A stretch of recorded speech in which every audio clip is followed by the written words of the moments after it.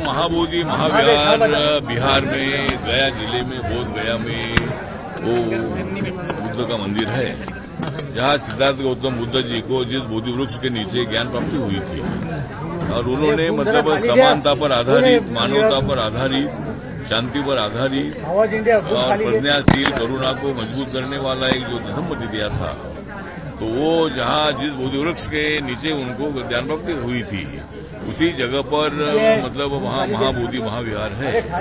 और उसका जो ट्रस्ट है, ये ट्रस्ट बिहार सरकार का 1949 का कानून है और उसमें 8 ट्रस्टी होते हैं और कलेक्टर जो है, कलेक्टर हिंदू होगा तो उसका चेयरमैन होता है। तो जो 8 ट्रस्टी उसमें 4 ट्रस्टी बौद्ध है, 4 ट्रस्टी हिंदू है। तो हमारी मांग ऐसी है कि दूसरे धर्म के ट्रस्ट में दूसरे धर्म का कोई ट्रस्टी नहीं होता है, इसीलिए हमारे बौद्ध धर्म के मंदिर के ट्रस्ट में भी सभी 9 के 9 लोग बुद्धिस्ट होना चाहिए, उसका चेयरमैन भी बुद्धिस्ट होना चाहिए।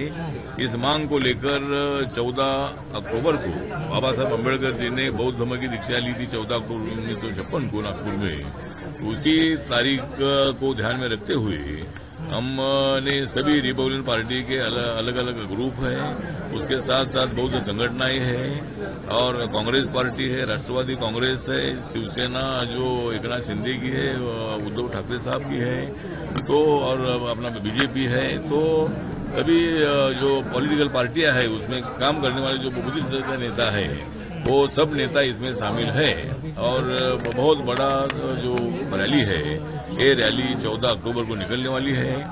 एक तो जिजामाता उद्यान से रैली निकलने वाली थी, लेकिन पुलिस ने परमिशन वहां से नहीं दे दिया है। लेकिन हम लोगों ने तय किया है कि भाई हम लोग मेट्रो जो थिएटर है वहां से हम चलकर आएंगे और शांति से मोर्चा होगा। पुलिस को हमारा पूरा सहयोग रहेगा और पुलिस ने भी हमको सहयोग देने की आवश्यकता है। और उसके बाद हम माननीय देवेंद्र फडणवीस जी जो महाराष्ट्र के मुख्यमंत्री है उनको हमें बताने वाले हैं कि भाई जो देश भर में बुद्धिस्ट है उसमें सबसे ज्यादा 90% बुद्धिस्ट महाराष्ट्र में है। इसीलिए मतलब उन्होंने माननीय मुख्यमंत्री जी ने प्रधानमंत्री जी का हमारा टाइम लेकर उन्होंने मतलब इस इश्यू को सॉल्व करने के लिए मुख्यमंत्री जी ने मदद करनी चाहिए। उसके लिए हम माननीय देवेंद्र फडणवीस जी को भी सभी लोग मिलने वाले हैं और सभी पार्टी के नेता, बौद्ध नेता इसमें शामिल हो गए हैं।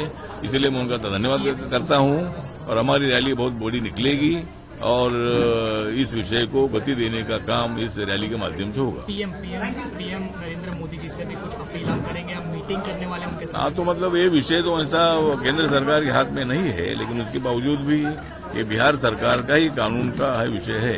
26 जनवरी 1950 को संविधान लागू हुआ था और उसके पहले मतलब ये कानून 1949 का है, तो उसको रद्द करने के लिए बिहार असेंबली ने मतलब अमेंडमेंट करने की आवश्यकता है और उसमें 9 के 9 मेंबर हमारे बुद्धिस्ट हो, ये मांग को लेकर हमारी रैली है।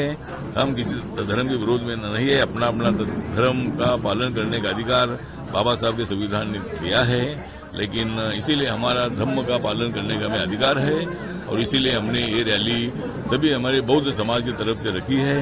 और बौद्ध समाज को मेरा निवेदन है कि मतभेद बाजू में रखकर हम सब लोगों ने बड़ी संख्या में इसमें शामिल होना चाहिए, यही हमने सभी समाज को अपील किया है।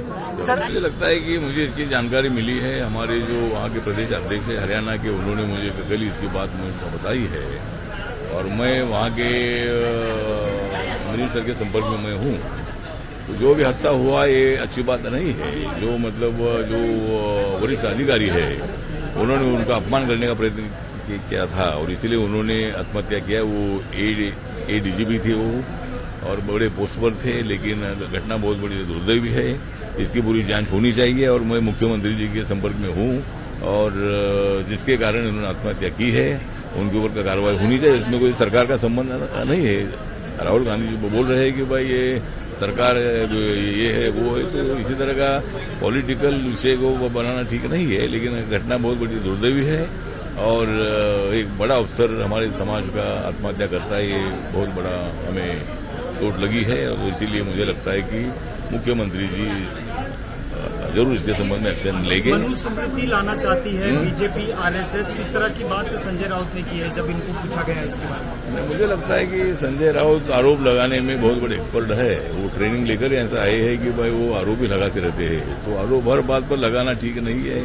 हर बात पर आरोप लगाना ये लोकतंत्र में ऐसा नहीं होता है। लोकतंत्र जो समृद्ध बनाना है तो सत्ताधारी पक्ष और विरोधी पक्षों ने मतलब एक साथ मिलकर आगे चलना होता है। चुनाव जब होता है तब हम अगर कोई एक दूसरे पर आरोप करते हैं तो अलग बात है।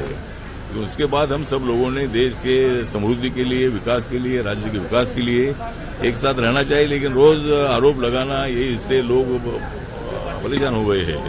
इसीलिए ऐसे आरोप लगाना ठीक नहीं है। वीके न्यूज, राष्ट्र के नाम।